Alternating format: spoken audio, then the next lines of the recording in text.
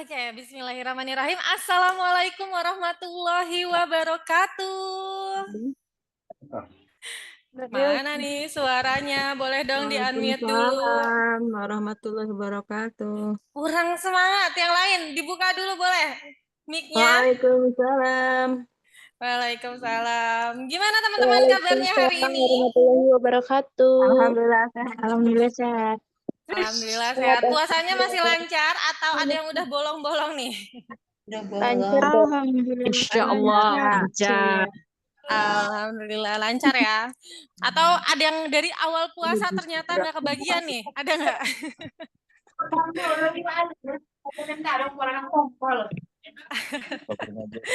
Karena sama nih, aku juga dari awal belum kebagian puasa nih, sedih banget ya. Tapi nggak apa-apa, kita harus tetap semangat buat menjalani puasanya. Oke, teman-teman, boleh dong absen dulu nih. Dari mana aja yang udah hadir? Iya. Aku cek dulu nih yang sudah hadir. Ada Kawita Asril dari Malaysia, Masya Allah. Luar biasa loh, ada dari luar negeri juga. Halo Kawita. Ada dari mana lagi nih? Dari Banten, Kak Citra, halo. Terus juga ada Bunda Tini dari Rawakuning. Ini Rawakuning mana ya? Rawakuning kayaknya banyak ya. Terus ada dari Ibu Mailisna dari Pasaman Barat Sumbar, Sumatera Barat. Ada Lia, ada Kalia Al-Nahami dari Ciputat, dari Jati Asi juga ada Umu Ayla. Terus ada Gerobokan Jateng, Jawa Tengah. Terus ada Sumbar. Wah, Sumbar ada banyak ternyata ya. Ada banyak sekali, wah luar biasa. Terima kasih buat teman-teman yang sudah hadir dalam acara Mantap SR12, yaitu Ramadan Tanpa Batas, yang diselenggarakan selama 1 bulan penuh untuk mitra-mitranya SR12. Perkenalkan, nama saya Cindy Oktaviani, boleh dipanggil Cindy, C-I-N-D-Y ya, bukan C-I-N-T-A, beda lagi nantinya jadinya.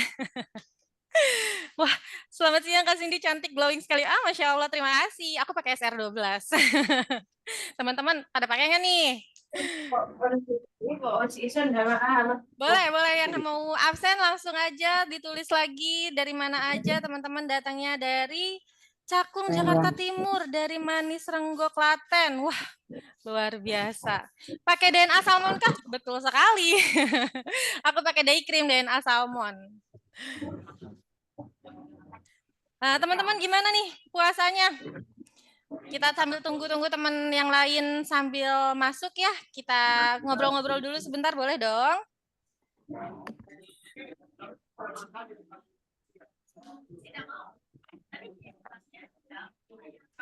Oke, hari ini kita akan membahas tentang inisiasi metode The Eisenhower Matrix yang akan disampaikan oleh Coach Yusuf Kurniawan.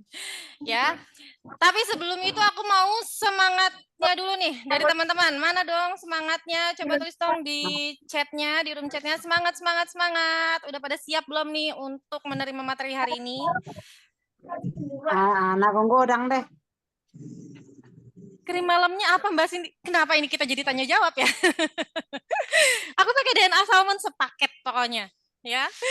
Nah, tapi sebelum kita mulai, kita akan membangkitkan semangat kita dulu. Ada yang tahu dengan apa? Senang. Oke, sudah siap semua? Kita akan nyanyi sama-sama. Kita akan senam sama-sama, lumayan membakar kalori ya. Yes. Kita akan nyanyi Mars SR12. Sudah siap? Kita mulai? Mulai. Oke, kita mulai.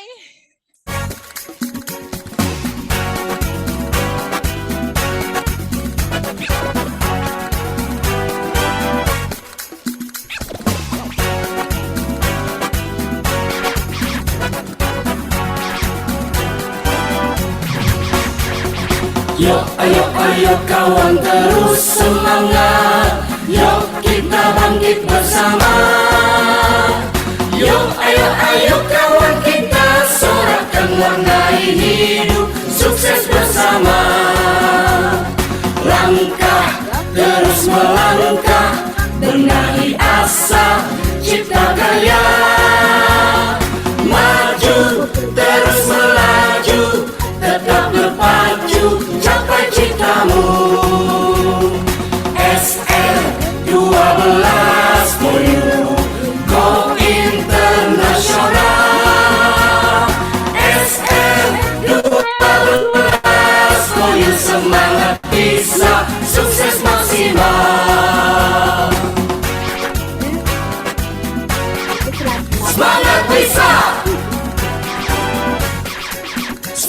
bisa, semangat bisa. Yuk ayo ayo kawan terus semangat, yuk kita bangkit bersama. Yuk ayo ayo kawan kita sorakan warnai hidup, sukses bersama. Langkah terus melangkah, benahi asa, cipta karya. Maju terus melaju, tetap berpacu, capai citamu. SR12 for you, go internasional.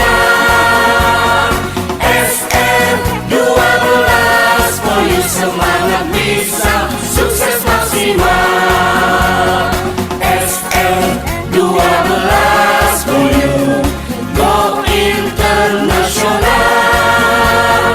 SR12 for you, semangat bisa, sukses maksimal.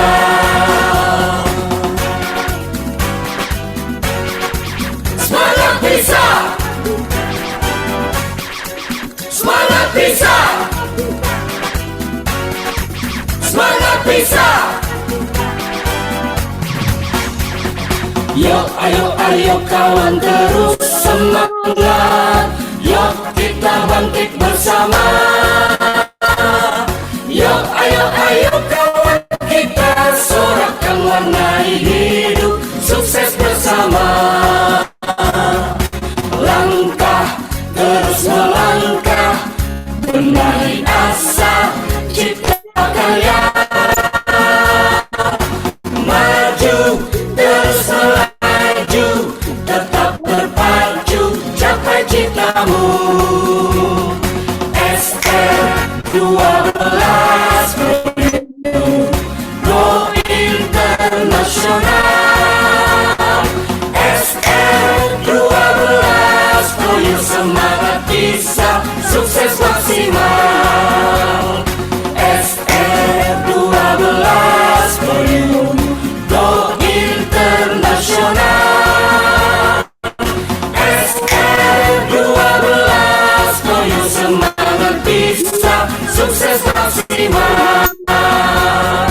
SR12 for you, go internasional.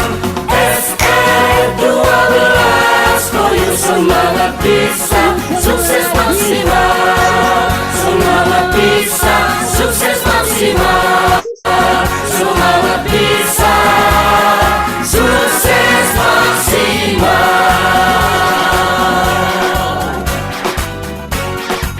Semangat bisa, semangat bisa. Yeay!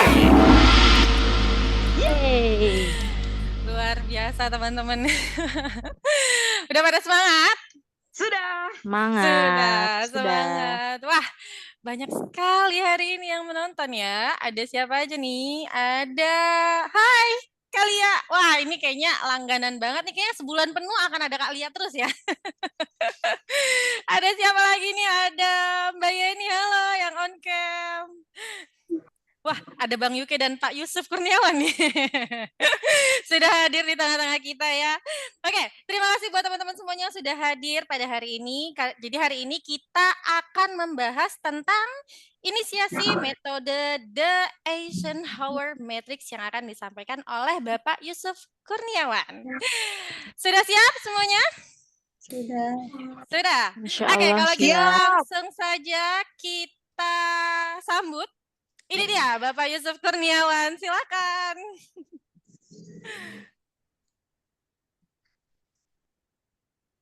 Cek, cek.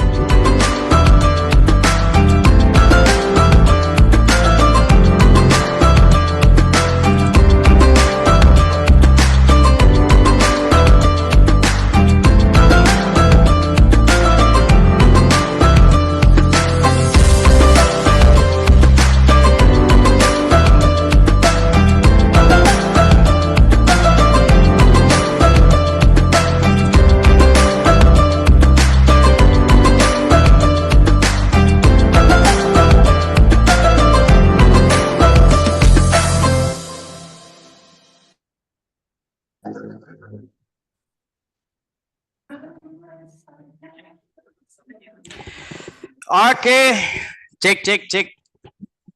Suara saya terdengar ya? Benar, Coach. Aman Jelas, ya, alhamdulillah. Baik, assalamualaikum warahmatullahi wabarakatuh. Waalaikumsalam warahmatullahi wabarakatuh. Alhamdulillahirrabbilalamin wabihi nasta'in wala umuri dunya waddin wassalatu wassalamu ala asyrafil anbiya wal mursalin wa ala alihi wa sahbihi ajma'in amma ba'du. Rabbi syrah li sadri wa yassir li amri wahlul 'uqdatam min lisani yafqahu qawli. Ya, gimana kabarnya teman-teman semua? Sehat? Alhamdulillah, Coach. Sehat. Coach. Alhamdulillah sehat ya. Semoga kita semua pada hari yang berbahagia ini selalu dalam keadaan sehat walafiat, selalu dalam keadaan yang selalu sadar dan selalu istiqomah dalam menerapkan agama dan juga menjunjung tinggi agama Allah Subhanahu wa taala ya. Kenapa? Karena kita semua sebagai hambanya tentu tidak luput dan tidak bisa hidup tanpa bantuan dari Allah Subhanahu wa taala.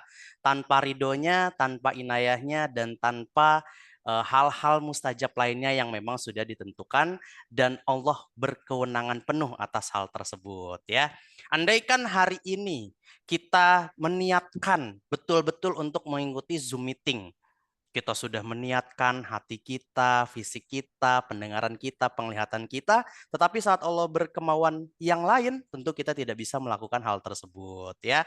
Atau misalnya saya ingin berbicara A, tetapi kalau misalnya Allah tidak mengizinkan, tentu hal tersebut tidak akan terucap. Maka dari itu, sebaiknya kita selalu meminta pertolongan kepada Allah di setiap aktivitas yang kita lakukan, termasuk kalau Bapak Ibu tadi mendengar, di awal saya mengucapkan Rabbi syrah li sadri wa yassir li amri wahlul 'uqdatam min lisani yafqahu qawli. Jadi hal tersebut adalah sebagai bentuk penghormatan, penghambaan dan bentuk kelemahan kita sebagai manusia untuk tetap meminta pertolongan dari Allah Subhanahu wa taala saat kita ingin melakukan aktivitas apapun ya. Baik, Bapak Ibu, para mitra SR12 yang sangat luar biasa yang hari ini telah hadir pada kesempatan Zoom meeting. Mungkin yang di spotlight yang satunya lagi boleh Mbak Cindy? Yang satunya lagi boleh ya? Ini spotlightnya.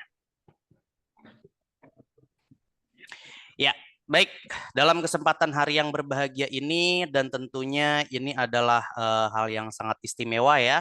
Tentunya di bulan suci Ramadan kita semua yang beragama Islam menjalankan ibadah ini dengan penuh ketakwaan dan dengan penuh kesadaran. Kenapa? Karena memang bulan ini, bulan suci Ramadan adalah bulan yang sangat dinanti-nantikan oleh segenap kaum muslimin dan muslimat. Kalau ada orang yang mengetahui akan hadirnya bulan suci Ramadan, tentu hatinya akan bersenang hati, bergembira, menyambut dengan penuh kebahagiaan. Namun kalau kita menerima akan datangnya bulan suci Ramadan, tapi hati kita tidak merasakan kegembiraan atau biasa saja, itu kita perlu banyak beristighfar dan perlu mempertanyakan sebenarnya apa yang kita rasakan dari kedatangan bulan suci ini. Bulan suci ini terdapat 3 fase yang mana di dalamnya itu adalah fase rahmat, ya. Ada juga fase ampunan dan juga fase di mana kita dihindari dari api neraka. Itu terjadi hanya di bulan suci Ramadan. Untuk itu kita tidak akan menyia-nyiakan kesempatan di bulan suci ini, yakni di bulan suci Ramadan.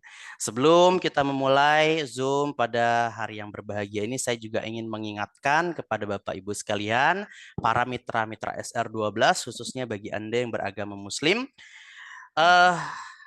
tentang sebuah ayat yang tertuang di dalam Quran surat Ali Imran ayat 133, di mana dikatakan di situ, A'udzubillahi minasyaitonirrajim, Bismillahirrahmanirrahim, wasari'u ila maghfiratin mir rabbikum wa jannatin arduhas samawat wal ard uiddat lil muttaqin.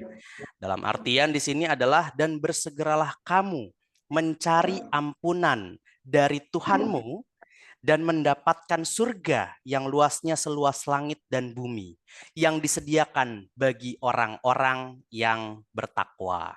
Ya. Di situ jelas sekali bahwasanya Allah memerintahkan kepada seluruh umatnya wasari'u ila maghfiratim mir rabbikum. Jadi bersegeralah, cepat-cepatlah, segera, jangan ditunda-tunda lagi. Untuk apa? Untuk meminta ampunan dari Tuhanmu. Siapa Tuhan kita? Allah Subhanahu wa taala. Dan siapakah Allah itu? Beliau adalah zat yang mana luasnya seluas langit dan bumi. Yang mana di situ ketika Anda datang kepadanya dengan bersegera, maka di situ akan mendapatkan ampunan bagi orang-orang yang bertakwa. Sejalan dengan apa yang tadi saya sampaikan di awal, bahwasanya ini adalah bulan suci Ramadan, bulan yang sangat mulia, yang mana di dalamnya terdapat rahmat dan juga ampunan dan juga maghfirah dan juga itkum minan nar. Ini adalah waktu yang sangat tepat untuk kita sama-sama saling mengingatkan akan kemuliaan bulan suci ini, ya.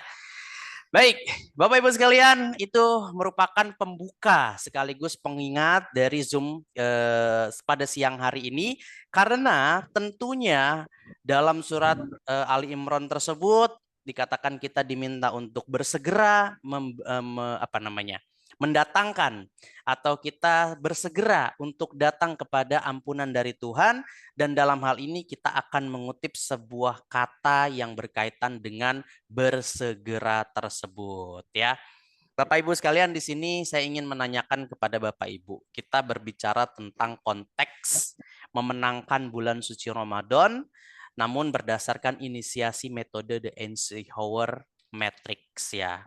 Sebenarnya siapa sih Eisenhower Matrix itu? Oke, izin saya akan lakukan share screen ya Bapak Ibu ya.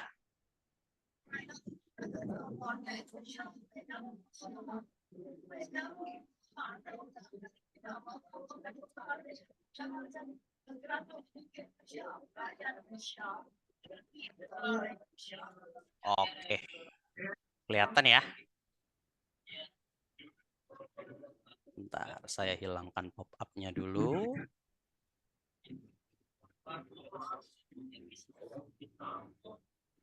Oke. Terlihat ya? Oke.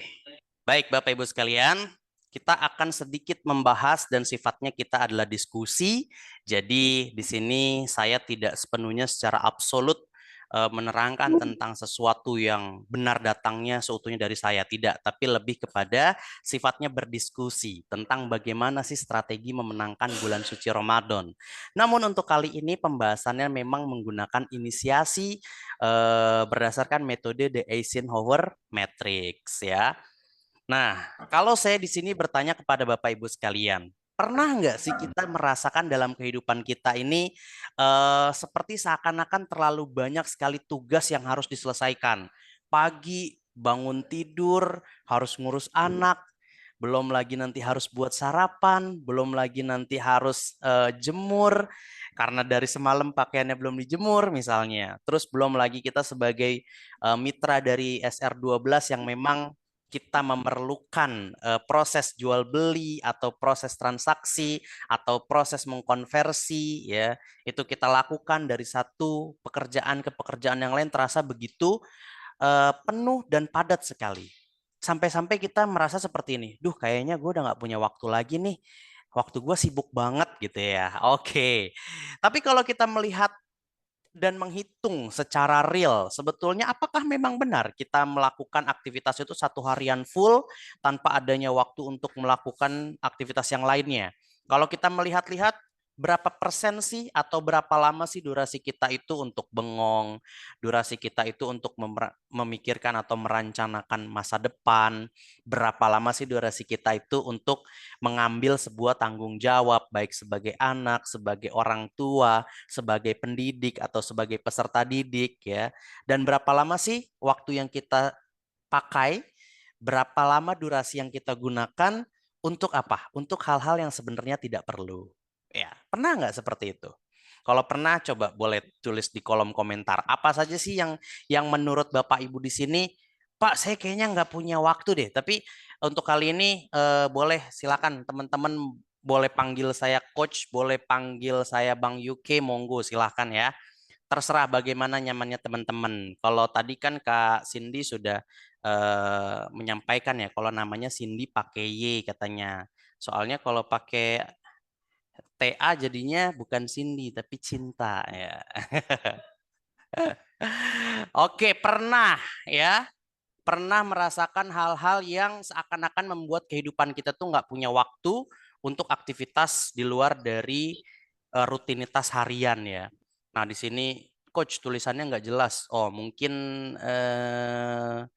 boleh berpindah tempat kali ya. Itu biasanya terjadi karena sinyal. Oke, pernah Coach, mantap Coach. Mantap apanya nih, kan belum dijelasin, udah mantap-mantap aja nih. Mantap Ramadan. Ya, kalau pernah merasakan hal seperti ini, kira-kira pernah nggak berpikir waktu tersebut ternyata bukan dilakukan untuk aktivitas yang padat loh.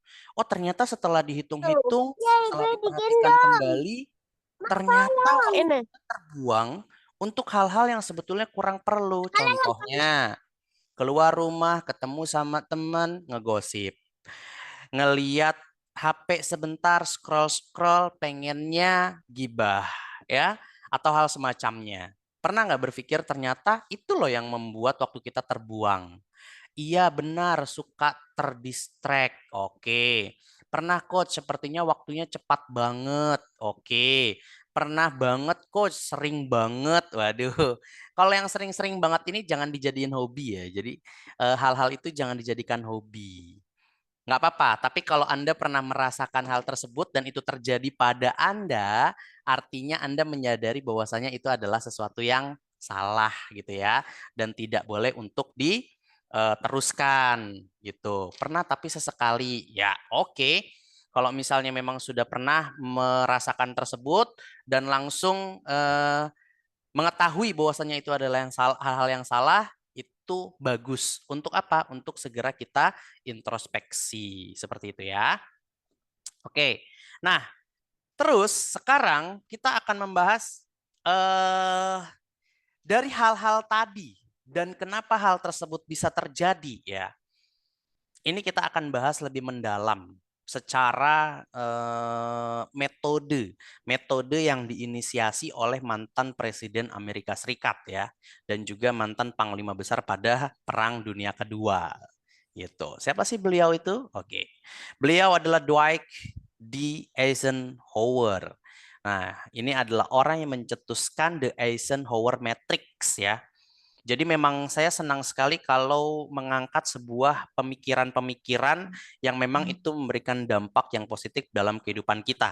Dalam hal ini kita tidak sedang mengatakan kenapa nggak dari tokoh Islam saja, bla bla bla bla bla. Ya, itu tentu kita tidak menafikan hal tersebut. Namun untuk kali ini ada hal yang menarik yang perlu saya angkat dari pemikirannya Dwight D. Eisenhower. Kalau Anda pernah mengikuti rangkaian Zoom yang saya adakan, itu juga saya pernah mengangkat buah pemikiran dari John C. Maxwell ya tentang leadership. Jadi memang ternyata buah pemikiran-pemikiran ini kita bisa adopsi terlepas dari bagaimana canggihnya dan tak terkalahkannya pemikiran baginda Rasul Muhammad Sallallahu Alaihi Wasallam. Ya, nggak apa-apa. Tapi namun kesempatan pada hari ini saya ingin sama-sama belajar tentang bagaimana buah pemikiran dari mantan Presiden Amerika Serikat ke-34 ini ya, yang juga beliau merupakan ketua organisasi militer pada Perang Dunia Kedua dan panglima tertinggi NATO. NATO itu bukan no action talking only ya, bukan ya? NATO itu adalah sebuah ya perkumpulan atau gabungan dari negara-negara yang memang membentuk sebuah kekuatan seperti itu. Nah, ini diinisiasi oleh beliau. Kenapa beliau menginisiasi adanya matriks tentang hal yang perlu kita lakukan?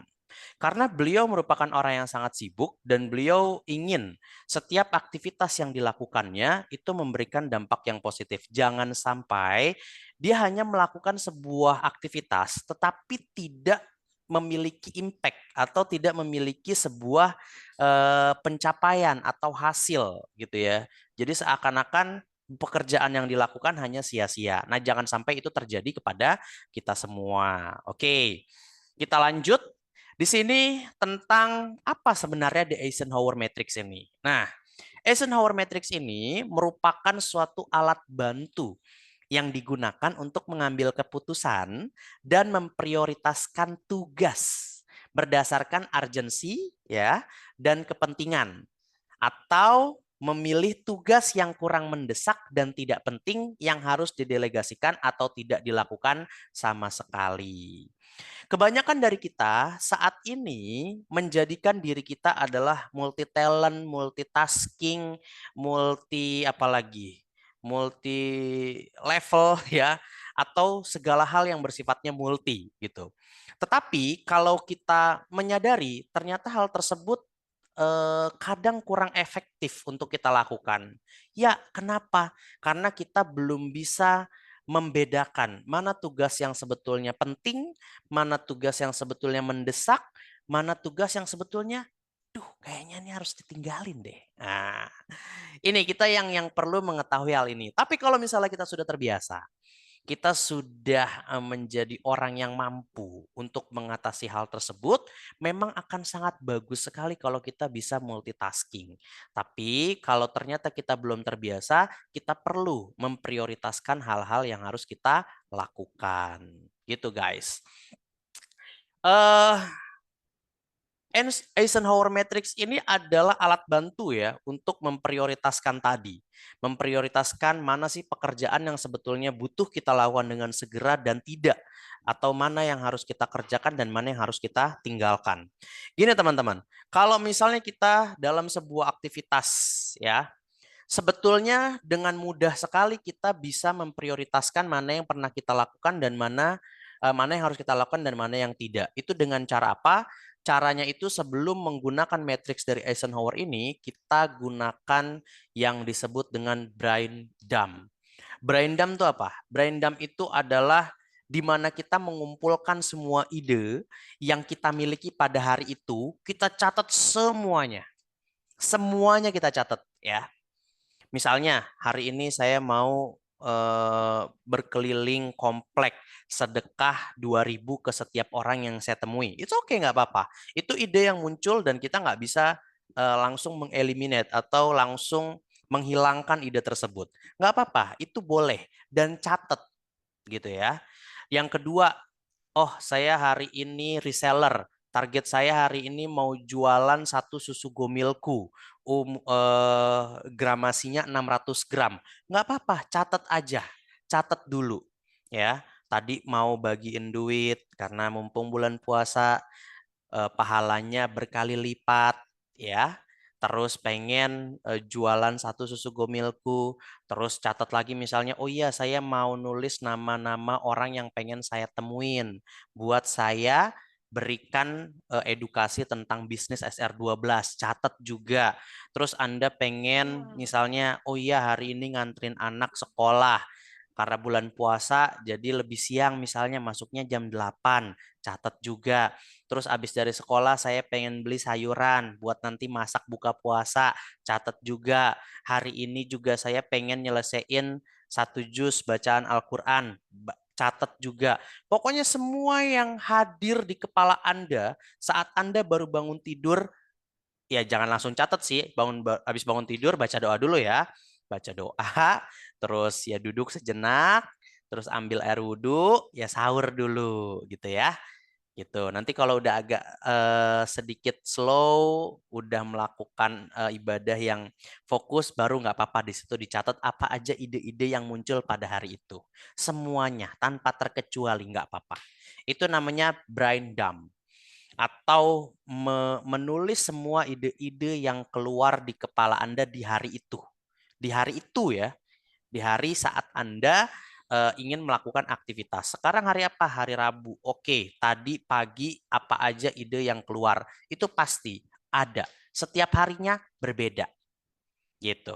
Karena pemikiran manusia itu sangat luar biasa ya yang Allah berikan kepada kita. Setiap harinya kita mampu untuk menginput atau memasukkan data baru ke dalam pikiran kita gitu. Dan itu semuanya dimasak pada saat kita tidur.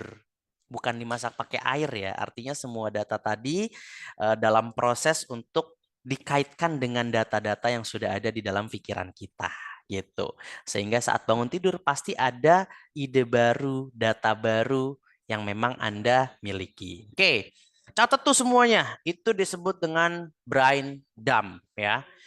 Setelah Anda mencatat semuanya, barulah nanti di situ Anda lakukan yang namanya prioritizing ya. Anda melakukan sebuah prioritas, skala prioritas yang Anda perlu lakukan. Nah, skala prioritas inilah yang kita lakukan dengan metode Eisenhower Matrix gitu. Nah, ini tentang pengenalannya ya. Pertama kita berbicara tentang pengenalan Eisenhower Matrix dulu nih dalam bisnis. Jadi ternyata Eisenhower Matrix ini itu sangat bisa dan sangat memungkinkan untuk membantu kita memprioritaskan aktivitas. Berdasarkan urgensi dan pentingnya sangat berguna di bulan Ramadan. Nah, terus kita bagaimana nih dikerjakannya harus yang mana dulu ya? Dan ini juga akan membantu kita untuk menentukan tadi seperti yang saya sampaikan, brain dump dulu, baru setelahnya nanti kita lakukan yang namanya prioritizing. Jadi kita memprioritaskan aktivitas-aktivitas kita. Nah, ini cara menggunakan Eisenhower Matrix di dalam dunia bisnis. Langkah-langkahnya menggunakan matriksnya yaitu buat daftar semua tugas.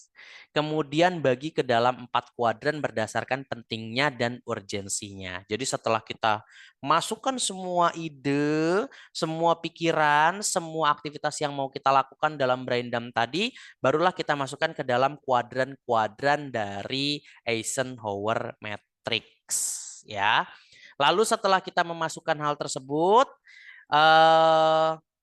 salah satu contohnya itu ketika kita sudah memiliki ide-ide tadi dan kita terapkan di dalam bulan Ramadan. Contohnya apa? Seperti misalnya promosi produk makanan berbuka puasa. Itu bisa ditempatkan di kuadran penting dan mendesak untuk meningkatkan penjualan. Nah, nanti akan saya bahas lebih lanjut apa-apa aja kuadran yang ada di dalam Eisenhower Matrix ini. Namun contohnya yang paling bisa kita lakukan, kita sebagai pebisnis di SR12 itu sebetulnya banyak sekali hal yang bisa kita jual pada saat bulan suci Ramadan.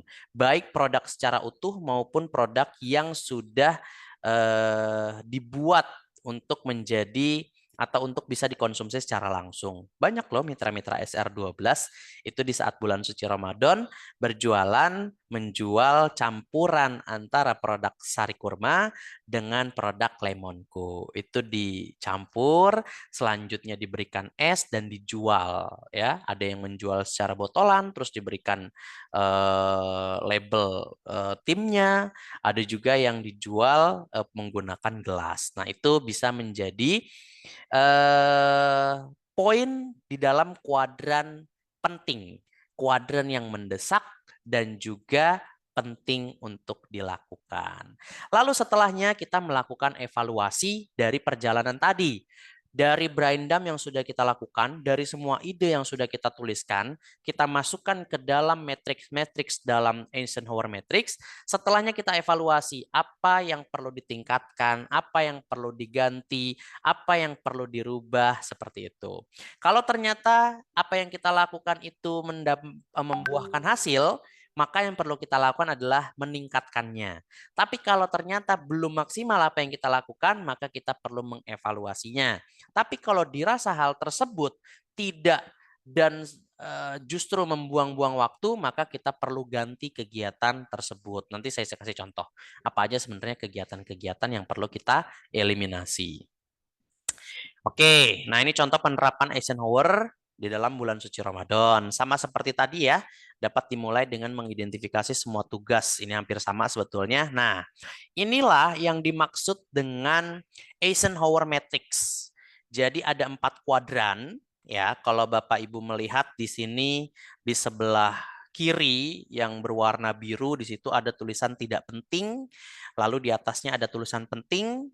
Di atas sebelahnya ada tulisan mendesak, dan di pojok kanan atas ada tulisan tidak mendesak. Maksudnya gimana? Maksudnya gini, kita punya 4 kuadran. Nah, kuadran ini, sebentar.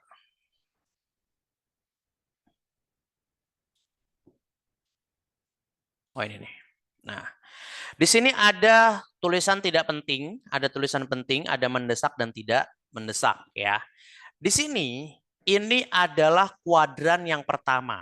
Kuadran yang pertama ini dia masuk ke dalam kategori apa? Ke kategori hal yang penting dan juga hal yang mendesak. Maka kalau kita sudah mengelompokkan apa yang kita sudah tuliskan tadi dalam sebuah ide, kita langsung masukkan dia ke dalam sesuatu yang mendesak dan penting. Yang perlu kita lakukan adalah melakukannya sesegera mungkin. Ya, melakukannya sesegera mungkin. Ini adalah hal yang mendesak dan juga penting. Contohnya, dalam hal ini yang perlu kita lakukan sekarang adalah membalas WA dari customer. Ya, ada orang yang bertanya kepada kita, Bu, Kak, Pak, kira-kira produk SR12 bisa nggak ya kalau dijual untuk selama bulan suci Ramadan, dan itu membuat calon pembeli berdatangan tanpa perlu membeli produknya secara utuh, misalnya seperti yang tadi saya sampaikan, dibuat atau menjadi makanan atau minuman yang siap dikonsumsi. Oh, itu datang dari WA customer. Boleh, kita langsung jawab, dan itu memang harus lakukan sekarang. Nah, terus yang kedua apa? Mengantar paket, misalnya nganterin paket dan itu sudah ditunggu sama customer. Itu sifatnya mendesak dan juga penting, maka kita harus lakukan dengan sesegera mungkin. Kita mengantar paket ternyata nggak bisa, kita pakai layanan misalnya pick up. Ada kurir datang, kurir udah nyampe, udah ngambil barang kita yang mau di pick up.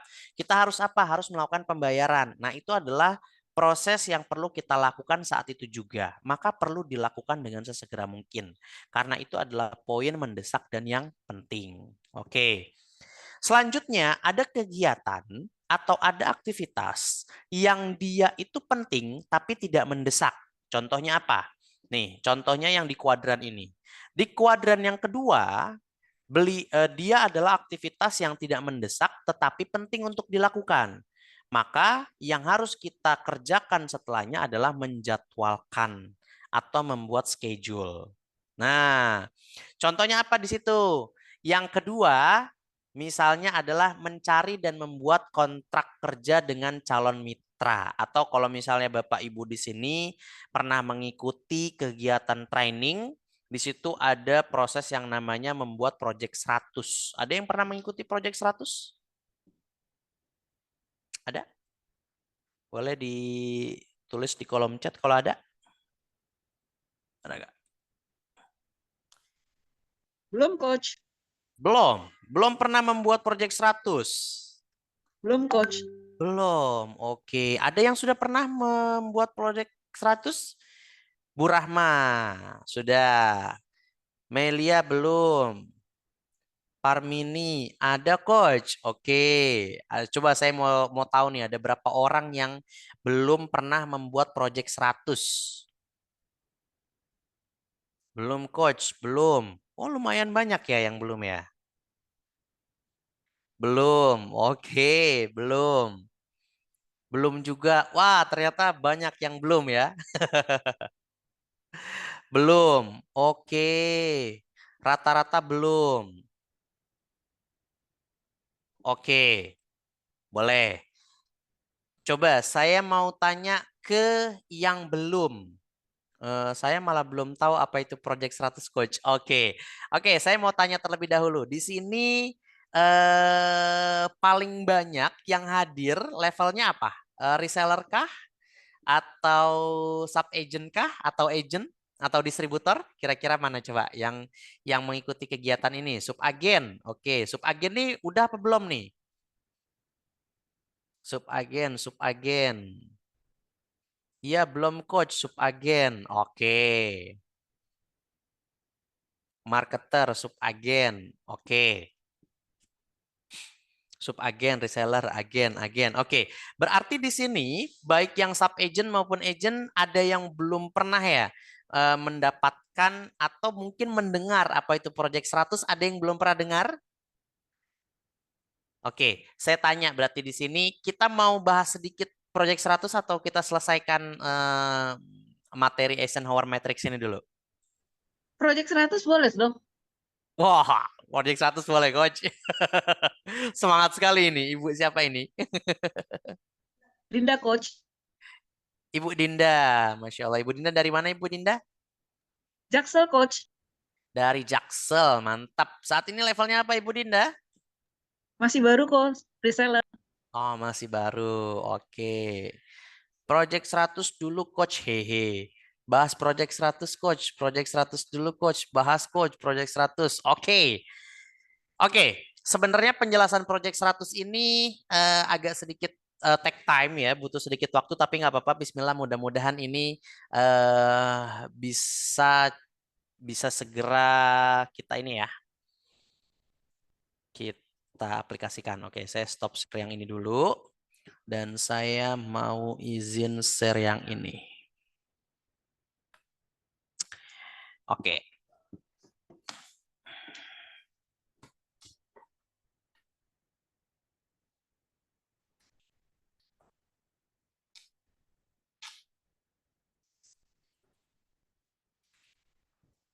Oke, jangan ditulis-tulis dulu, guys. Ini saya aja yang nulis.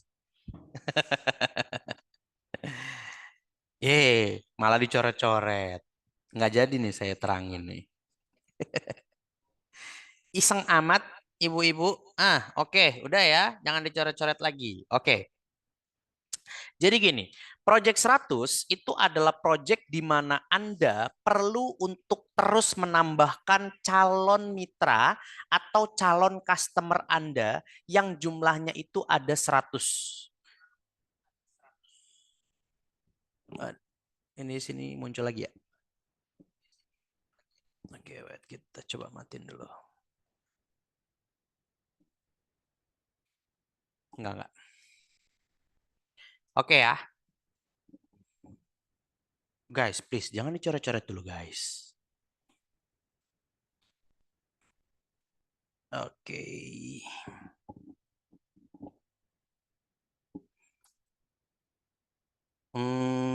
Bisa nggak kalau dibuat tidak bisa mengetik selain... Oke, jadi gini. Ini jangan dicoret-coret dulu ya. Ntar kalau coret-coret saya nggak jadi nulis nih. Oke, jadi Project 100 itu adalah project di mana Anda membutuhkan 100 nama baru. Yang mana dalam 100 nama tersebut Anda jadikan sebuah prospek atau leads ya, yang Anda perlu jadikan mereka baik sebagai customer atau dikonversi sebagai mitra nantinya. Nah, Project 100 ini kita lakukan dengan cara seperti ini. Rumus dari Project 100. Oh, kurang tebal.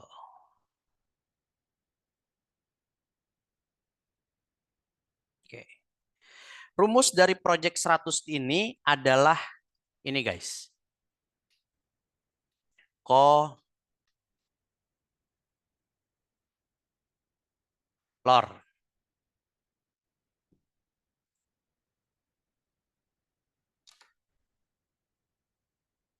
Nah, ini rumusnya nih.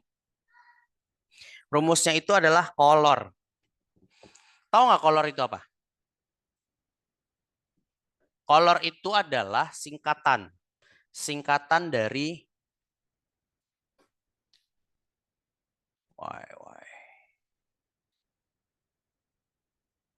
keluarga.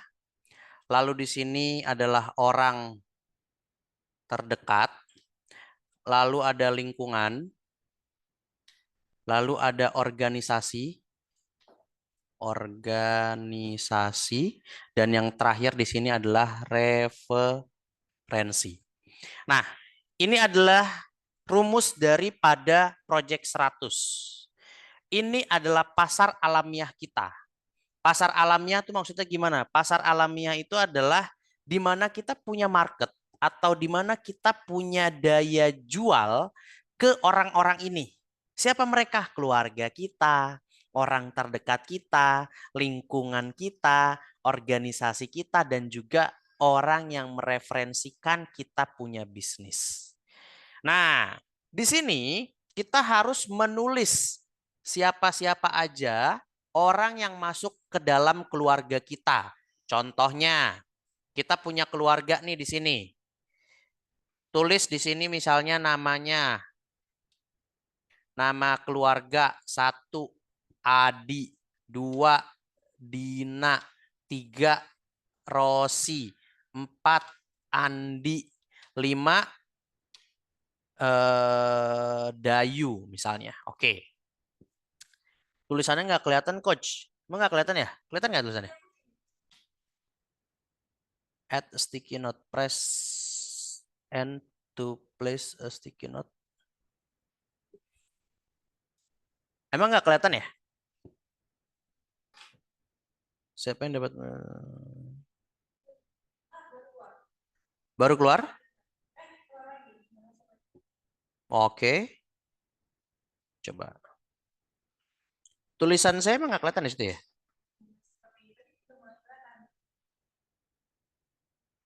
Di uncheck terus. Kelihatan, Coach. Kelihatan kan ya? Ya. Oke, mungkin ada beberapa kali yang masih loading kali ya. Ada beberapa kali yang masih loading ya.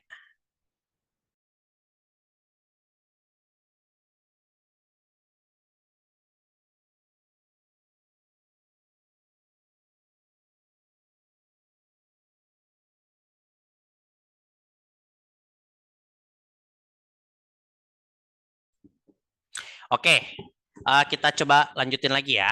Nah, misalnya di sini ada 5 orang nih keluarga kita nih. Ada Adi, ada Dina, ada Rosi, ada Andi, sama satu lagi ada Dayu. Nah, orang-orang ini adalah keluarga kita. Dari keluarga, artinya dari poin keluarga nih, kita masukkan semua nama-nama orang-orang tadi, 5 orang ini menjadi bagian dari keluarga. Udah kita masukin aja ke dalam daftar list yang 100 nama tadi. Ini baru 5 nih dari keluarga. Pertanyaan saya, kira-kira teman-teman di sini keluarganya cuma 5 doang atau banyak? Saya yakin banyak ya, karena keluarga saya aja kemarin waktu nikahan kirain mah cuma ada 30, ternyata banyak, sampai ratusan ya. Coba di situ ada berapa kira-kira nih keluarga teman-teman Bapak Ibu yang ada menjadi keluarga di rumah? Atau nggak harus di rumah juga, yang penting keluarga aja gitu. Ya, yang penting keluarga. Yang penting keluarga itu masukin aja dulu, nggak apa-apa. Dari 5 orang tadi ya, kita akan membuat sebuah prioritas. Prioritasnya itu dengan metode FAST ya, metode FAST. Ini metode untuk memprioritaskan orang-orang. FAST itu apa? Yang pertama F-nya itu adalah Yang pertama itu adalah finansial ya. Yang kedua itu adalah attitude atau sikap. Yang ketiga itu adalah S. S itu adalah skill ya atau kemampuan. Dan yang keempat itu adalah teachable atau mau diajarin atau mau belajar. Nah, di sini kita punya 4 kategori nih untuk mengklasifikasikan calon orang yang mau kita jadikan mitra atau mau kita masukkan ke dalam poin 100. Ini ada 100 nama nih. Di sini harus ada 100 orang nih. Mau gimana caranya, pokoknya orangnya harus ada 100. Nah, 100 orang ini tadi kan masukinnya dari keluarga, ya. Terus dari orang terdekat. Orang terdekat tuh bisa siapa aja? Orang yang ibu ajakin gosip tiap hari. Nah, itu orang terdekat. Ya, atau geng ibu, ya. Atau geng bapak, geng mancing misalnya, geng main burung misalnya, geng apa lagi? Ibu-ibu arisan misalnya. Nah, itu bisa masukin ke situ. Semuanya Bu, masukin aja namanya. Sampai 100 orang. Ya, kalau ini kan kita ambil contohnya dari keluarga nih ada 5 orang nih. Ada Adi, ada Diah, ada Rosi, ada Andi, sama ada Dayu. Nah, kita klasifikasikan Bu di sini. Dari apa? Dari metode FAST. Ya, FAST itu tadi finansial, terus attitude, terus skill sama teachable-nya. Maksudnya gimana? Contoh. Ini di sini kita punya keluarga namanya Adi nih. Nah, si Adi nih ya. Kita punya keluarga namanya si Adi nih. Si Adi itu gimana nih kira-kira finansialnya? Oh, Adi ini keluarga kita yang masih duduk di bangku sekolah, kelas 3 SMA. Finansialnya kira-kira gimana? Finansialnya sih dia belum oke karena belum punya pekerjaan. Masih dikasih duit sama orang tua buat sehari-hari. Oke, berarti si Adi nggak masuk dalam klasifikasi finansial kita. Kita coret nih namanya si Adi di sini. Kita coret si Adi di sini. Oke, finansialnya nggak oke. Lalu attitude-nya gimana? Sikapnya. Oh, Adi biar kata dia masih dikasih duit sama orang tua, tapi dia sikapnya tuh baik. Dia sikapnya itu sopan, dia sikapnya santun, ya. Secara sikap, secara attitude dia oke. Oke, kita checklist dia di sini. Oke. Selanjutnya, kemampuannya gimana si Adi? Oh, si Adi ini duduk di kelas 3 SMA dan dia sebagai ketua OSIS, ya. Skillnya dalam mengorganisasi sebuah kelompok itu keren. Itu bagus. Kita checklist di sini. Ternyata dia punya kemampuan untuk mengorganize atau untuk memimpin. Terakhir gimana? Teachable. Kira-kira si Adi ini mau nggak nih diajarin? Kalau kita ajarin buat bisnis, dia mau nggak? Oh, mau banget. Orang-orangnya juga sopan, santun. Kita checklist di sini. Oke. Selanjutnya kita lihat ke kategori yang kedua. Ada Dina ya. Ini di sini Dina nih. Nah, si Dina, dia itu anak kuliah semester 5. Oke. Si Dina gimana finansialnya? Si Dina finansialnya oke karena dia udah semester 5 sambil magang, sambil kuliah, sambil kerja freelance ya. Oke, dia punya penghasilan nih. Dia punya penghasilan karena dia udah bisa bayar kuliah sendiri, bayar kos sendiri dan dia punya uang jajan sendiri. Oke, kita checklist nih finansialnya oke. Tapi sikapnya gimana? Sikapnya kalau si Dina ini ternyata emang agak sombong karena udah punya penghasilan. Ya, begitulah. Akhirnya kita silang di sini. Kita silang dia karena dia attitude-nya kurang. Tapi dia punya kemampuan nggak? Punya.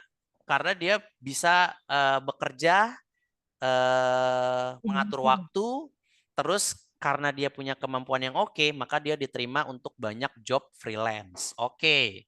Selanjutnya, dia mau nggak kalau misalnya diajarin? Ah, ini dia yang agak ribet. Karena dia udah punya penghasilan sendiri, dia orangnya juga agile ya, agak-agak sombong nih, dan dia agak-agak males kalau misalnya diajarin sesuatu yang baru. Oke, maka di sini kita beri tanda silang. Oke. Lalu kita ambil contoh satu lagi nih dari keluarga, si Rosi. Rosi ini dia seorang pekerja swasta dan dia sudah 3 tahun bekerja dan punya pengalaman serta punya jabatan. Dia sebagai manajer di sebuah perusahaan. Gimana finansialnya? Oke. Gimana sikapnya? Bagus. Gimana kemampuannya? Mumpuni. Mau nggak kalau diajarin buat join untuk menjadi mitra? Mau. Oke. Sekarang kalau kita melihat dari 3 orang anggota keluarga kita. Ada Adi, ada Dina, dan ada Rosi. Siapakah orang yang Anda perlu ajak duluan untuk berbisnis di SR12? Rosi. Siapa kira-kira? Rossi, Coach. Rossi. Kenapa Rossi alasannya? Terus ikut Punya Dia semuanya. pekerja, sikapnya bagus, Kategorinya pas. dan bisa menerima masukan orang lain. Siap. Betul sekali. Yang perlu kita ajak pertama kali adalah Rossi. Kenapa? Karena dia memenuhi kategori keempat poin ya. Keempat poin tadi itu adalah fast, finansial, attitude, skill, dan juga teachable. Semuanya dia mumpuni. Semuanya dia memenuhi poin-poinnya. Maka orang yang pertama kita ajak untuk kita berikan edukasi terkait bisnis SR12 itu adalah Rossi. Yang kedua siapa? Adi. Yang kedua adalah Adi. Adi. Kenapa? Karena dia punya 3 poin checklist dari 4 kategori yang kita buat. Dan yang terakhir kita ajak itu adalah Dina. Nah, kenapa? Karena dia hanya punya 2 checklist poin. Nah, sekarang gini. Yang menjadi kekhawatiran dan yang menjadi kerumitan dari orang-orang untuk menjalankan Project 100 adalah dia tidak mencari bank data baru di dalam Project 100-nya. Project 100 tuh gini teman-teman. Dia harus selalu memiliki 100 nama baru. Contoh hari ini misalnya Anda membuat klasifikasi dari poin ini ya, itu ada 10 orang. Dari 10 orang tadi itu kan bisa dari keluarga, bisa dari orang terdekat, bisa dari lingkungan ya. Tergantung Anda mau mulainya dari mana. Tetapi saran saya untuk bisa membuat sebuah skala prioritas, Anda buat yang namanya FAST tersebut. Ya, Anda buat poin-poinnya dan kalau ada Anda kan merasa cukup nih dan siapa coach yang isi poin-poin tersebut? Ya Anda. Karena Anda yang mengetahui orang itu gitu. Ini adalah pasar alami Anda. Pasti Anda kenal sama orangnya. Makanya Anda membuat skala prioritas. Oke, pertama Rossi. Rossi ini besok saya akan minta waktunya untuk saya berikan edukasi terkait bisnis SR12. Oke, besok Anda buat janji temu. Nah, itu nanti ada babnya yang lain ya. Itu nanti kita akan berbicara tentang bagaimana how to recruit, tapi tidak dalam kesempatan ini. Ini nantinya takut melebar terlalu jauh. Ya, jadi itu nanti ada babnya sendiri ya teman-teman ya.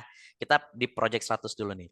Nah, nantinya ketika kita sudah membuat prioritas tadi, kan kita sudah hubungin nih si Rossi. Responnya bagaimana, lalu nanti tanggapannya seperti apa, itu nanti Anda buat pencatatan sendiri. Jadi misalnya di situ ada 100 nama, selebihnya nanti di situ ada nomor telepon, ada alamat email, ada alamat rumah, lalu di situ kapan Anda mau membuat janji temu sama mereka untuk menawarkan produk atau menawarkan bisnisnya. Lalu di situ nanti ada kolom remark atau kolom respon boleh lah, atau catatan lah boleh. Catatannya seperti apa? Contoh misalnya, oh masih menunggu konfirmasi. Oh masih menunggu jadwal ketemu. Oh nggak jadi ketemu karena tiba-tiba Rossi ada jadwal meeting misalnya. Nah itu nanti ketika contohnya Rossi sudah dihubungi, Adi sudah dihubungi, dia sudah dihubungi, Dayu sudah dihubungi, kan berkurang dari 100 tinggal 95. Nah, 95-nya itu perlu Anda isi untuk menjadi 100 kembali. Dengan apa? Dengan cari orang baru lagi siapa yang mau Anda edukasi kembali. Gitu. Nah, itu adalah project 100. Jadi di mana Anda harus selalu menemukan orang baru sehingga bank data Anda itu selalu jumlahnya 100 orang. Seperti itu. Gitu. Ada pertanyaan sampai sini? Ada 50 coach. Mantap, tinggal tambahin lagi tuh 100. Jadi tinggal tambahin 50 lagi jadi 100. Tapi jangan juga Anda punya 50 daftar nama atau 100 daftar nama, Anda biarin sampai 2 tahun 100 nama aja. Jangan begitu. Setiap hari itu minimal banget harus berkurang 5. Dengan arti 5 orang sudah Anda hubungi, 5 orang sudah Anda temui, 5 orang sudah Anda prospek gitu. Besoknya Anda tambahkan 5 lagi atau 10 lebih bagus lagi. Percaya deh, dalam 3 bulan, kalau Anda istiqomah, sabar, dan tekun menjalankan proyek 100 ini, Anda akan melangkah lebih cepat. Ya. Cara ngechatinnya bagaimana coach kalau misalnya sama orang yang tidak dikenal? Ini kita berbicara tentang recruiting skill ya. Dan ini sepertinya perlu kita bahas di Zoom yang lain. Karena itu nanti panjang sekali pembahasannya. Atau misalnya kalau mau ke kantor, kita nanti silaturahmi langsung, nanti nggak apa-apa. Langsung ketemu sama saya. Kalau yang dekat dengan kantor ya, nanti kita akan private class khusus untuk recruiting skill. Oke. Ini saya bahas sedikit ya mengenai tentang apa itu yang dimaksud dengan project 100. Itu untuk apa? Itu masuk ke dalam kuadran yang kedua tadi. Kuadran tentang sesuatu yang penting tapi tidak mendesak. Artinya gimana? Anda butuh nggak? Penting nggak membuat project 100 ini? Penting. Tapi mendesak nggak? Nggak. Artinya Anda masih bisa membuat jadwal 100 bank data dalam bisnis Anda dalam 1 minggu ke depan. Jadi tidak yang mendesak. Jadi itu masuk ke dalam kategori atau kuadran kedua dalam metode Eisenhower Matrix gitu. Nah, selanjutnya yang ketiga itu adalah kuadran yang dimana di situ tidak penting tapi mendesak. Nah, disitulah kita akan kembali lagi ke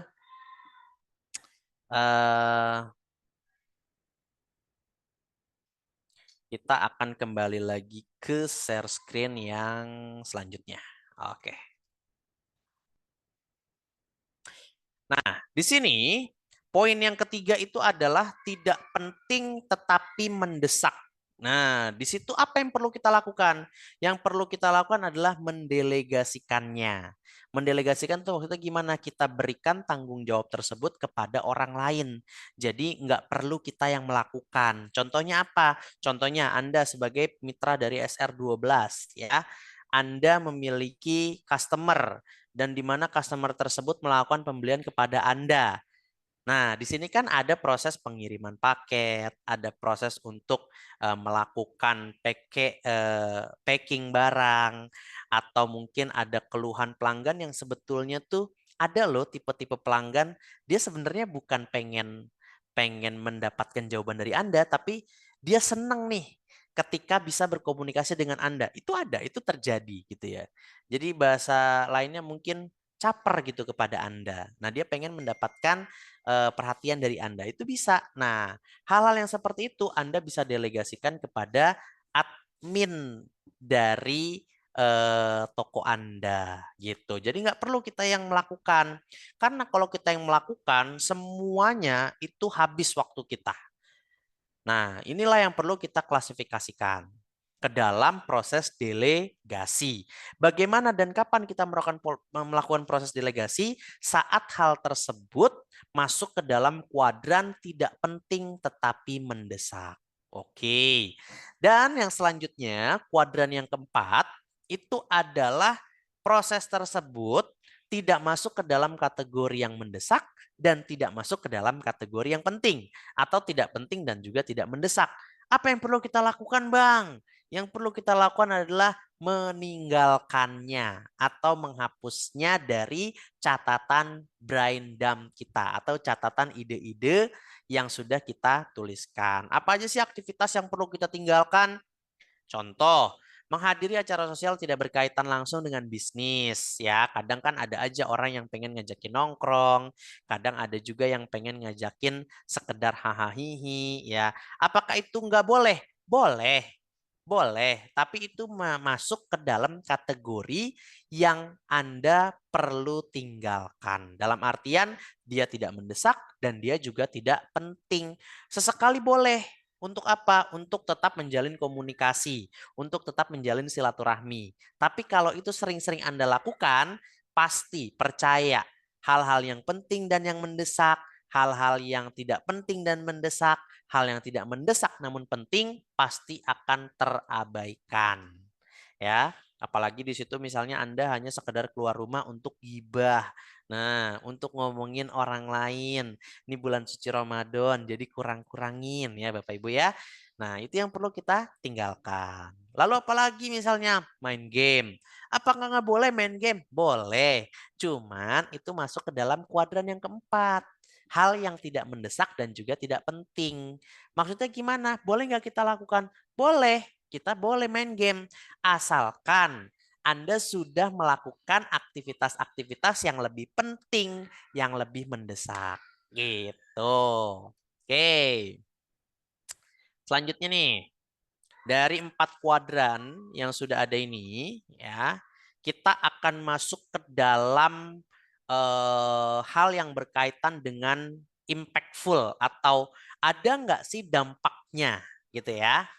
Nah, kalau misalnya kita melakukan sesuatu itu ada dampaknya, maka kita perlu lakukan. Tetapi gimana nih, Coach? Saya punya sesuatu nih dan ini pasti berdampak positif bagi bisnis saya. Apa contohnya? Contohnya saya akan menjadi sponsor untuk timnas Indonesia di kancah dunia. Oh boleh. Impactnya gimana? Gede banget, pasti. Tapi apa yang perlu Anda lakukan?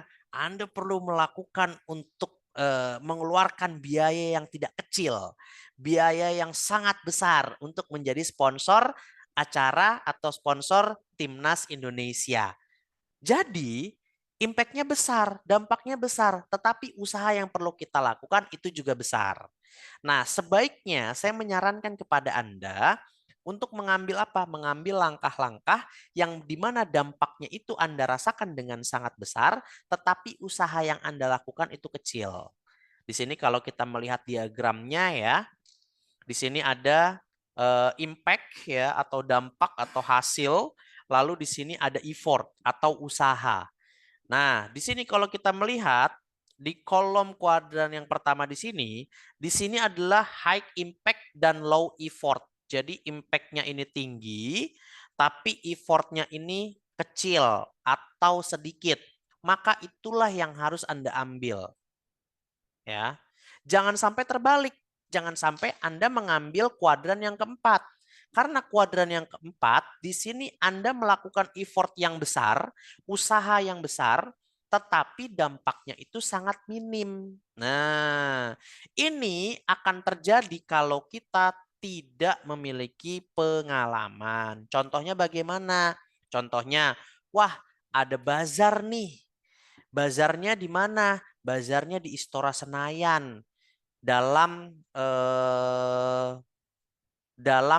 acara Hari Pendidikan misalnya. Nah, di situ Anda mendaftar untuk ikut dalam bazar tersebut dengan biaya misalnya 5 juta satu booth untuk 1 hari. Wah, nggak apa-apa deh, saya ke sana untuk ikutan bazar. Tetapi karena itu adalah hari pendidikan dan di situ semua booth yang tersedia itu menampilkan hal-hal yang berkaitan dengan pendidikan, sedangkan Anda jualan skincare misalnya. Nah, dan yang datang ke sana adalah para peserta didik, mulai dari SD, SMP, SMA. Bahkan yang dari universitas pun misalnya tidak hadir, nggak ada yang datang. Nah itu sama saja seperti Anda mengeluarkan usaha yang sangat besar, tetapi dampaknya kecil bagi Anda. Kenapa? Ya jelas, karena di sana orang-orang menampilkan tentang budaya, tentang pendidikan, ya. Dan Anda menjual skincare, nggak cocok misalnya. Apalagi anak-anak usia SD, SMP, SMA ini masih terbatas. Di sekolahnya pun juga nggak boleh make up yang sampai menor-menor, hanya basic make up for teenagers aja misalnya. Nah, Anda ke sana jadi dampaknya kecil. Apakah nggak berdampak, Coach? Berdampak, cuma kecil. Jadi tidak sebanding dengan upaya atau usaha yang Anda lakukan. Udah ngeluarin duit banyak, tetapi ternyata dampaknya tidak signifikan. Nah, inilah yang perlu kita ketahui dari segelintir rangkaian ide-ide yang kita sudah miliki tadi, kita sudah catatkan di dalam buku catatan kita, lalu kita masukkan ke dalam kuadran-kuadran dari metode Eisenhower Matrix tadi ya, ada yang penting dan mendesak, ada yang penting tapi tidak mendesak, ada yang mendesak tapi tidak penting, ada juga yang tidak penting dan juga tidak mendesak. Saat kita sudah masukkan dan sudah klasifikasikan apa yang sudah kita tuangkan dalam ide-ide ke dalam kuadran tadi, kita lihat lagi nih dari metode, dampak, dan juga usaha yang kita lakukan. Gitu. Kalau tadi Anda pengen jualan di bazar tapi ternyata tidak sesuai dengan tema kegiatan, ya mending nggak usah gitu. Oke, nah ini yang berkaitan dengan impactful-nya ya dan juga usaha yang kita lakukan. Oke, dan selanjutnya apa sih sebenarnya hubungan Eisenhower Matrix dengan goal, value, dan performance? Sebagai pengusaha dan juga sebagai pebisnis, tentunya kita memiliki goal setting ya dalam bisnis kita. Anda reseller, target 3 bulan Anda sudah menjadi sub-agent. Anda seorang sub-agent, target maksimal banget 5 bulan Anda sudah menjadi agent. Anda sebagai agent maksimal banget 8 bulan Anda sudah menjadi distributor. Itu adalah goal ya. Dari goal-goal tadi tentunya kan kita punya strateginya, punya langkah-langkahnya. Itu seperti apa? Kalau Anda tidak membuat rangkaian-rangkaian aktivitas dalam aktivitas Anda sendiri, Anda akan bingung seperti pembahasan kita di awal. Kok kayaknya gua ngelakuin semuanya deh, tapi kok nggak ada impact-nya ya? Kayaknya tanggung jawab gua gede banget deh, padahal gua baru agen nih. Kenapa semuanya harus curhatnya ke gua misalnya? Nah, kalau Anda tidak memiliki klasifikasi tadi yang seharusnya misalnya, oh mitra kita yang A, dia bisa kok untuk kita delegasikan di admin aja karena kebutuhan dia misalnya hanya untuk sekedar pemenuhan produk gitu. Jadi nggak perlu kita yang langsung turun tangan. Nah itu adalah proses delegasi yang perlu kita latih untuk bisa memasukkan setiap ide ke dalam kuadran-kuadran dari Eisenhower Matrix ini. Ya. Nah karena hubungannya ini dari goal dan juga value serta performance-nya itu adalah yang pertama mengembangkan visi dan misi dan inti dari nilai-nilai strategi yang kita miliki untuk mencapai goals kita. Itu yang pertama ketika kita menggunakan the Eisenhower Matrix. Dan yang kedua ini adalah eksekusi strategi dan juga kinerja kita. Kita mau melakukan ekspansi pasar, kita mau melakukan yang namanya penelitian tentang market share atau pangsa pasar kita, itu juga bisa kita lakukan dari proses tadi. Oh, kita kayaknya perlu nih buat ngeliat siapa-siapa aja sih pasar dari produk A. Ingat ya Bapak Ibu ya, produk DSR 12 itu totalnya 160 produk lebih. Ya, di mana setiap produknya itu memiliki pangsa pasarnya masing-masing. Nggak mungkin kan anak usia 1 tahun itu minumnya Salimah Slim gitu. Dan nggak mungkin kan usia 55 tahun itu pakai sampo Kidos gitu. Nah kita punya pangsa pasarnya masing-masing nih. Jadi Anda juga perlu mengklasifikasikan hal tersebut. Oke, produk A itu adalah produk yang paling cocok untuk pangsa pasar saya. Nah, gimana Anda bisa tahu kalau itu adalah pangsa pasar Anda? Anda tentu harus melakukan yang namanya penelitian. Anda perlu lakukan penelitian. Nah, untuk melakukan penelitian, Anda kan perlu rangkaian strategi. Disitulah masuk ke dalam kuadran keberapa ya kira-kira kalau pengen bikin strategi penelitian pasar tentang analisa pasar. Oh, gue masuk ke dalam kuadran yang kedua. Berarti gue perlu untuk menjadwalkan.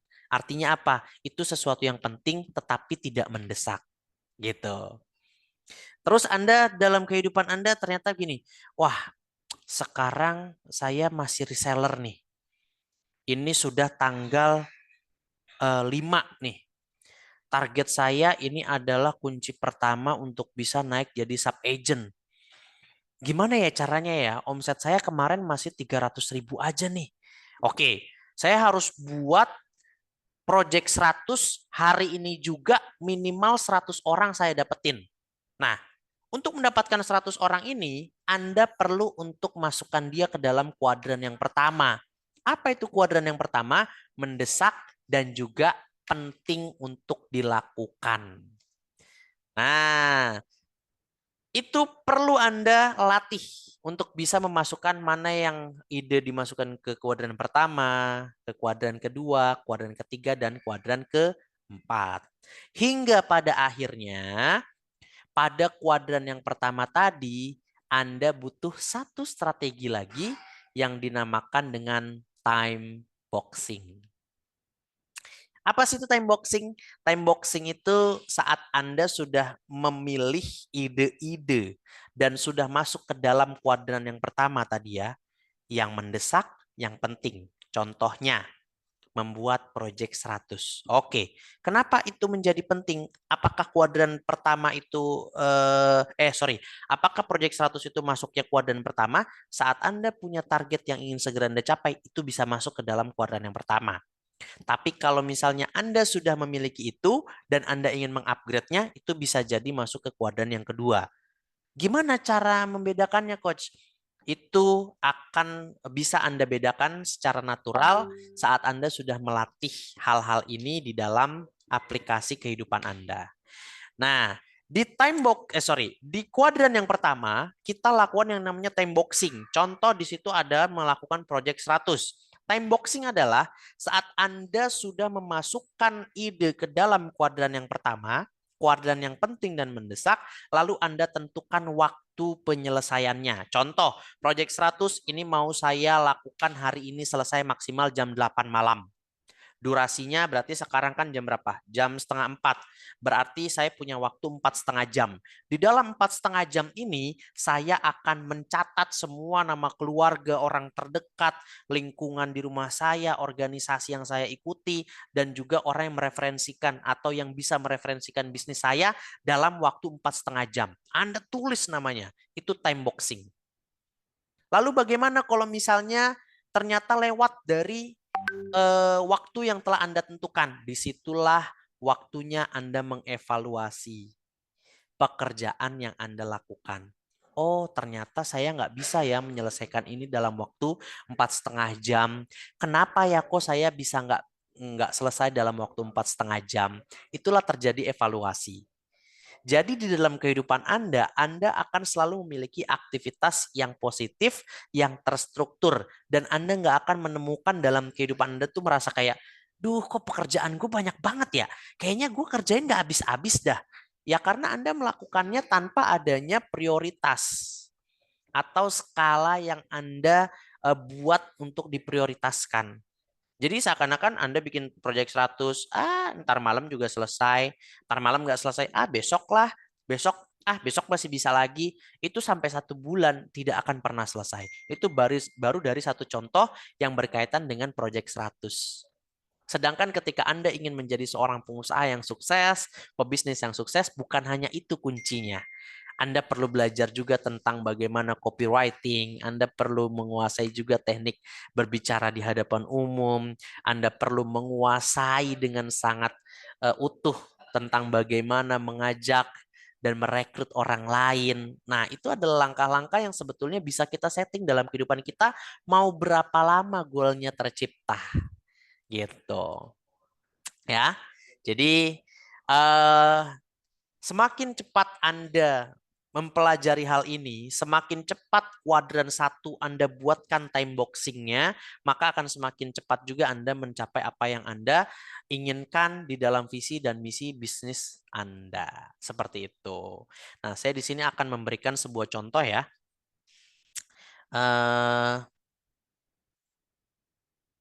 Saya akan memberikan sebuah contoh tentang proses yang saya lakukan.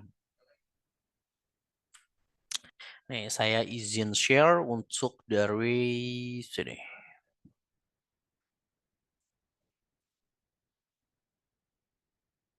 Layar.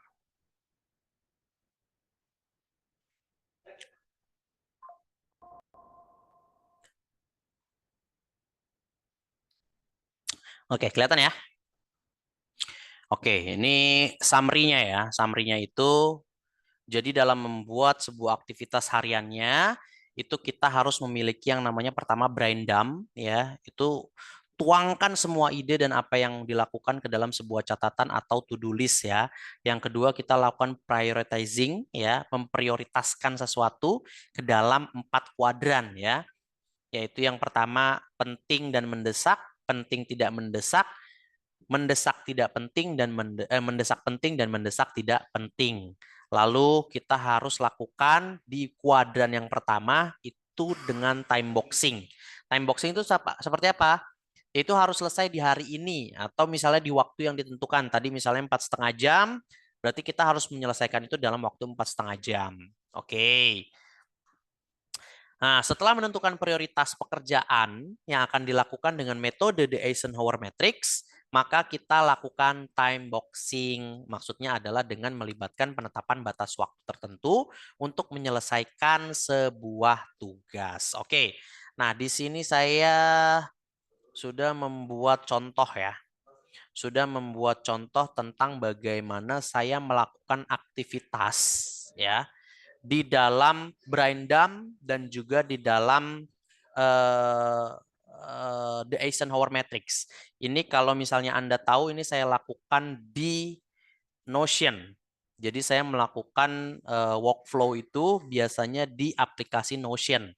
Karena ini sudah mencakup semua kebutuhan yang saya butuhkan. Bahkan saya bisa menuliskan PDCA di situ. Kalau Bapak Ibu tahu, PDCA itu adalah Plan, Do, Check, and Action. Ya, oke. Saya berikan contohnya nih ya.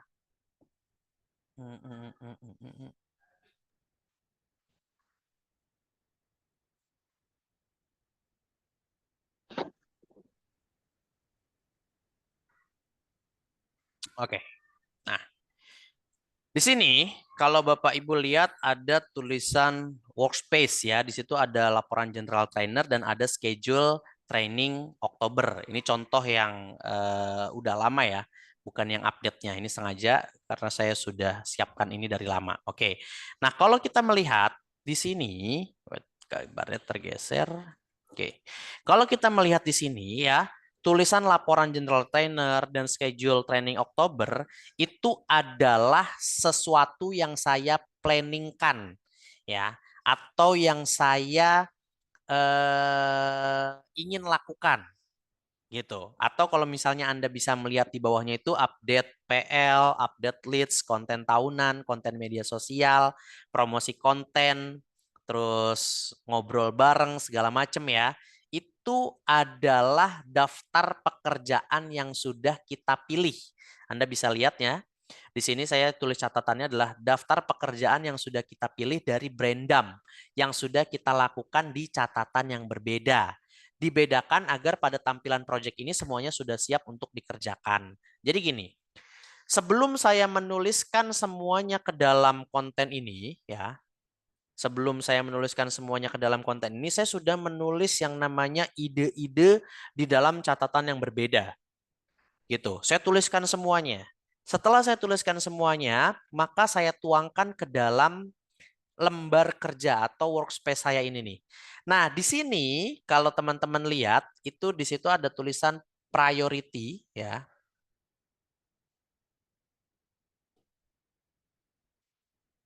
Oke, kalau teman-teman lihat di sini ada tulisan priority ya. Ini adalah proses Eisenhower yang saya lakukan. Di situ priority ada tulisan medium, ada high ya, atau bisa juga dirubah misalnya cancel ya. Artinya gimana? Artinya kalau di situ tertulis high ya, seperti ini tulis high, itu berarti masuk ke dalam kuadran yang pertama atau kuadran yang mendesak dan yang penting. Maksudnya apa? Maksudnya promosi konten dan konten media sosial. Kita lihat dia targetnya kapan? Dia targetnya itu Oktober tanggal 5 dan juga Oktober tanggal 5. Artinya di hari yang sama. Di hari itu pasti saya mengerjakan konten sosial dulu dan juga promosi konten. Itu pasti yang saya lakukan dari hal-hal yang lainnya seperti update leads atau konten tahunan atau misalnya ngobrol bareng. Nah, itu saya kesampingkan dulu. Jadi itu saya sudah buat prioritasnya. Artinya saya secara tidak langsung saya sudah masukkan dia ke dalam kategori kuadran-kuadran dalam The Eisenhower Matrix. Nah, di sini di dalam Notion juga enaknya kita bisa melihat total schedule yang kita miliki. Nah, ini total schedule yang kita miliki nih. Ada berapa sih sebenarnya yang kita sudah tuangkan ke dalam konsep Eisenhower tadi.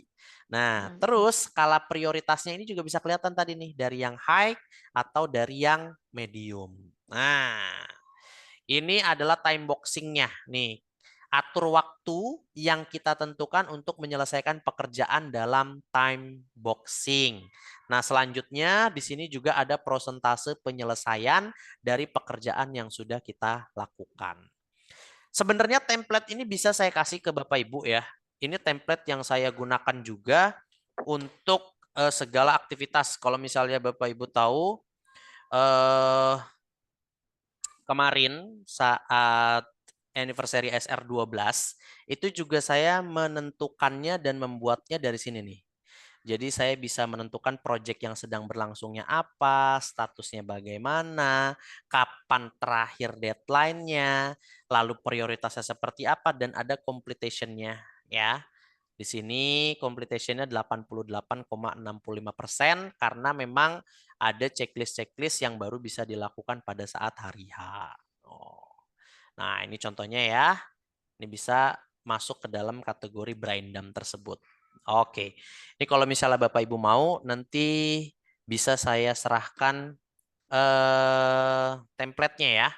Template dari Notion. Tapi syaratnya memang Bapak Ibu perlu download aplikasi Notion tersendiri itu dulu gitu. Oke. Itu yang berkaitan dengan seberapa prioritas kita menempatkan aktivitas kita dalam kesehariannya. Oke. Sampai sini ada yang mau ditanyakan?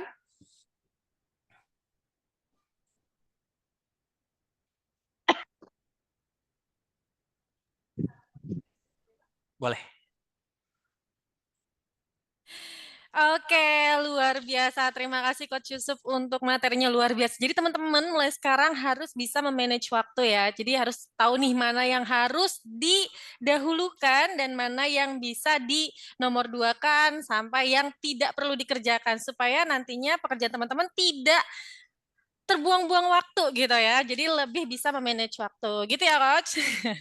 Betul sekali. Oke, sekarang kita masuk ke sesi tanya jawab. Silakan, karena waktunya juga sudah mepet, kita hanya akan membuka 2 pertanyaan. Boleh yang mau bertanya? Aplikasi bisa di-download di HP nggak, Coach? Aplikasi bisa di-download di HP, cuma memang karena ini berbasis workflow ya, ini bisa dikerjakan oleh Anda sendiri dan juga oleh tim, memang butuh, kalau di Android itu butuh RAM yang besar gitu ya. Tapi kalau di iOS, insya Allah nggak ada masalah, karena bagi iOS RAM itu apa gitu ya. Artinya lebih smooth kalau berjalan di iOS. Oke, tapi berbayar nggak, Coach, aplikasinya? Ada yang berbayar, ada yang free. Yang saya pakai ini yang free. Yang free. Karena untuk kebutuhan pribadi. Oke, jadi aman ya teman-teman ya. Boleh Mbak Vira langsung aja di-unmute kalau mau bertanya. Assalamualaikum warahmatullahi wabarakatuh. Waalaikumsalam warahmatullahi wabarakatuh. Boleh dikencangin lagi suaranya Mbak Vira. Coach, saya mau izin bertanya. Boleh. Bagaimana cara agar tetangga biar tidak gibah terus-menerus, gimana caranya? Tetangga gibah. Gibahinnya siapa dulu nih?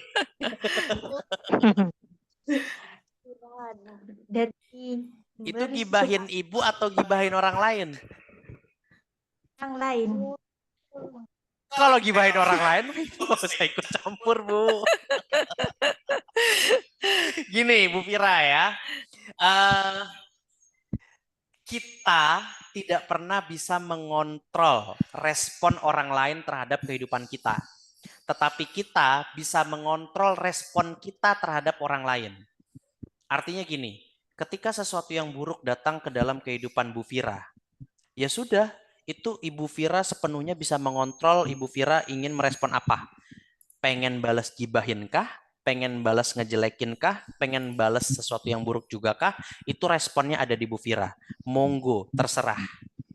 Tapi kalau orang lain yang melakukan hal buruk, itu Ibu Vira tidak bisa meminta dia untuk tidak melakukan hal buruk tadi. Jadi jangan pernah pusingkan ya respon atau tindakan orang lain terhadap diri Ibu Vira, apalagi tindakan ini dilakukan ke orang lain lagi gitu. Jadi nggak perlu pusingin sih Ibu Vira. Cukup menjauh dari keadaan tersebut dan lakukan aktivitas yang lebih bermanfaat. Nih, Bu Vira kan tahu nih dia sering gibah. Artinya Ibu Vira tinggal melakukan ide apa yang kira-kira lebih bermanfaat, lebih berdampak kepada kehidupan Ibu Vira. Contohnya, dia mau gibah, bodo amat. Yang penting saya bisa memberikan yang terbaik untuk aktivitas saya. Contohnya, di bulan suci ini, mengaji di setiap habis asar daripada bergibah misalnya. Atau kalau dia gibahnya pagi-pagi, ya berarti melakukan aktivitas mengaji di pagi hari. Gitu sih Bu Vira ya. Ya, Coach. Terima kasih, Coach. Sama-sama Bu Vira. Gitu Mbak Vira ya. Jadi jangan mendekati yang buruk tapi dekati yang baik gitu ya intinya ya. Betul sekali. Oke, gimana Coach? Ada tambahan kuis kah mungkin?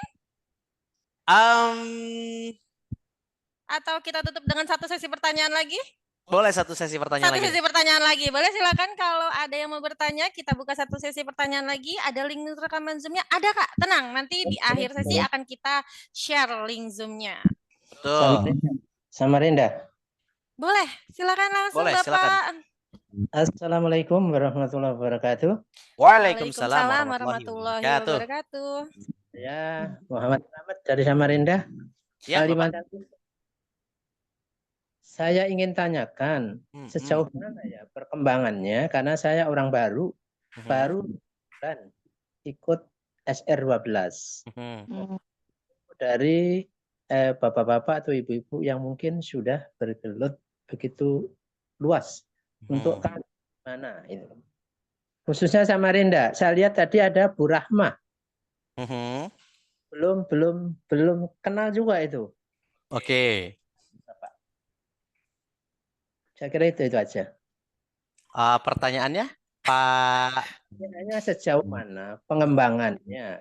Karena kan biasanya punya data yang terjadi di pusat atau mungkin di. Ya. Oke, siap dengan Pak Slamet ya? Muhammad Slamet, saya baru bergabung masalah. Siap. Terima kasih banyak Pak Muhammad Slamet ya untuk pertanyaannya, luar biasa.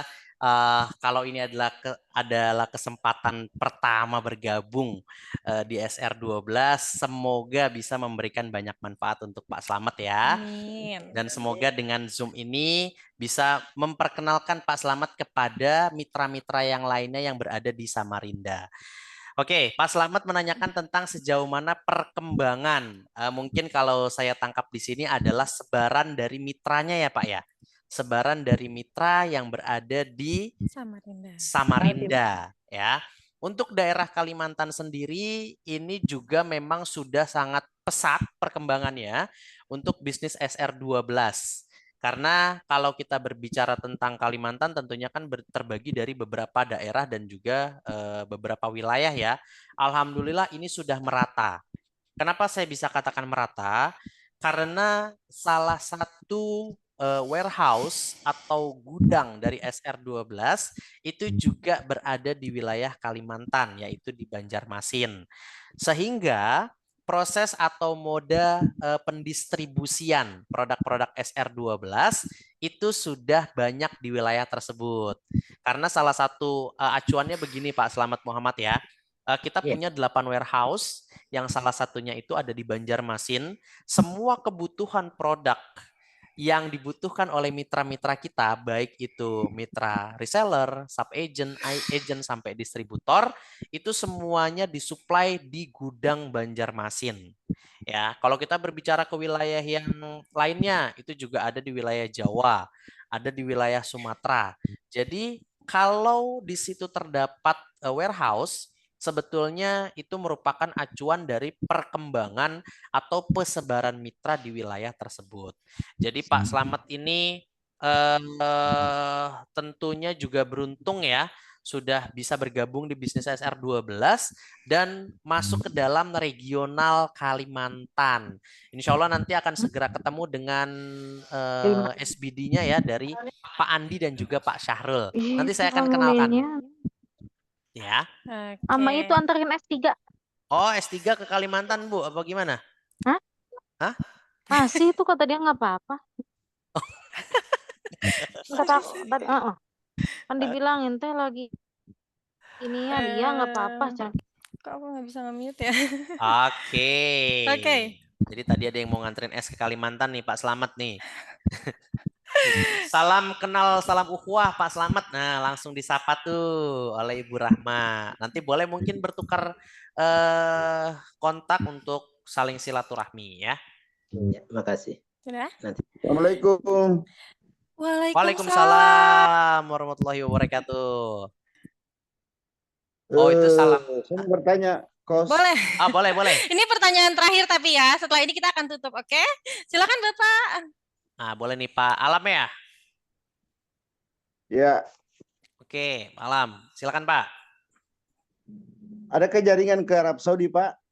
Masya Allah. Ke Arab Saudi, jaringan ada Pak. Tapi roaming Pak. Maksudnya? Jaringan internet Pak. Kalau jaringan ke Arab Saudi, saat ini memang kita belum ada Pak ya. Baik kerjasama maupun persebaran mitra itu belum kita miliki di sana. Saat ini untuk wilayah keluar negeri dari Indonesia itu baru ada di Taiwan, Malaysia dan juga Singapura. Sementara seperti itu, Bapak Alam. Atau Pak Alam mau membuka jaringan di sana? Ada teman saya Pak di sana. Dia bilang bagaimana cara pengirimannya?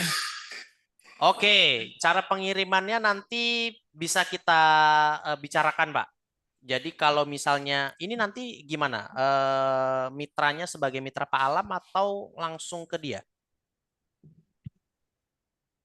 Saya langsung ke dia mungkin Pak, karena saya kan masih agen. Bapak agen. Oke, Bapak domisili di mana kalau boleh tahu Pak Alam? Di Makassar. Makassar ya. Makassar berarti di situ ada beberapa distributor ya.